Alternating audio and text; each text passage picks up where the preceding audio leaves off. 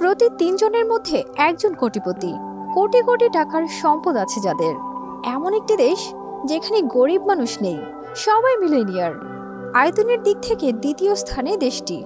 Vatican সিটির পরে Monaco বিশ্বের দ্বিতীয় ক্ষুদ্রতম দেশ, কিন্তু মাথাপিছু জিডিপির দিক থেকে বিশ্বে এর কোনো মিল নেই।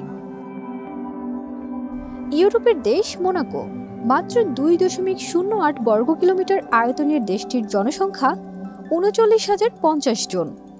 আমেরিকা বিশ্বের বৃহত্তম অর্থনীতি হলেও মাথাপিছু জিডিপির দিক থেকে এটি বিশ্বের থেকে অনেক পিছিয়ে।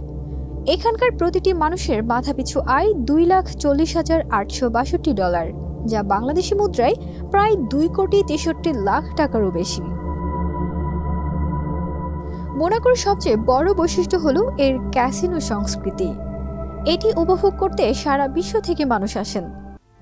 দেশের বিখ্যাত মন্টে কার্লো ক্যাসিনো রয়েছে এই দেশে। এদেশের অর্থনীতি পর্যটনের উপর নির্ভরশীল। এছাড়া এটি তার ব্যাংকিং শিল্পের জন্য বিখ্যাত। মজার ব্যাপার হলো এই দেশে কোনো আয়কর নেই।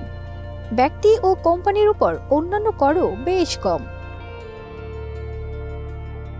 ছোট্ট এই দেশটিতে রিয়েল এস্টেটের দাম সবচেয়ে বেশি। বাড়ি কিনতে এখানে সবচেয়ে বেশি খরচ করতে হয়। বিশ্বের অনেক বিখ্যাত ব্যক্তিদের আবাসস্থল মোনাকোতে।